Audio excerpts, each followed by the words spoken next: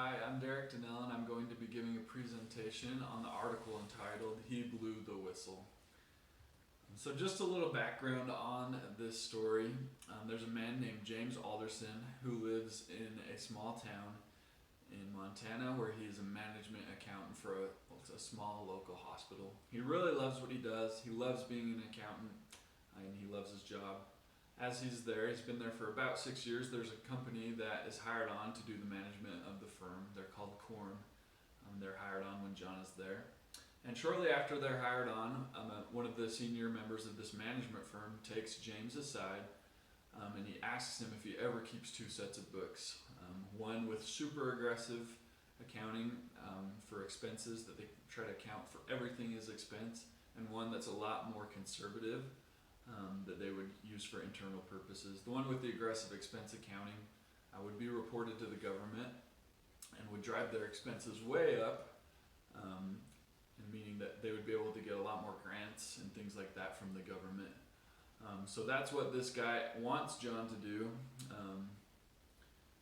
James to do, my bad. He wants James to do this. And James, quite frankly, is very angry. He is distraught that he's being asked to do this. He knows it's fraudulent, and he denies doing it. He says, "There's no way I'm going to do that." But shortly after he denies making these two sets of books, he's fired from his job. He loses his job, and he was very, very distraught and upset about it. So much so that he decided to fight this fraud and to file lawsuits and things like that. So we're going to take a look at how well he followed the IMA framework for fighting fraud and trying to bring about justice. So one of the very first steps that we have in the IMA framework is just to go up the line of leadership. This is something that, from what I could see in the article, I don't think that John did very well. He was very upset. He did a lot of things. He consulted with people, but it didn't seem to me that he went up the management at the hospital or at the firm to try to resolve the issue. So I think that's one thing that he could have done better.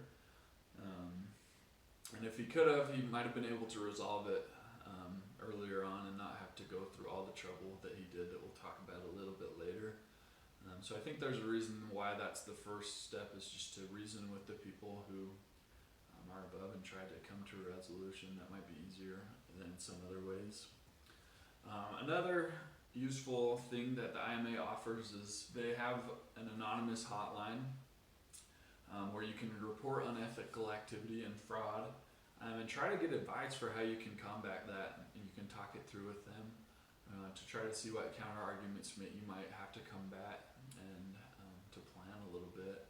So I think that's a useful thing that he didn't really use here as well. So that's something that he could have done as well. But one thing that James did do extremely well was he understood the legal implications of what had happened to him. He filed a wrongful termination suit and soon found out about a lawsuit where you could get the government to join with you in filing the lawsuit, as it was partly the government that had lost money in this case.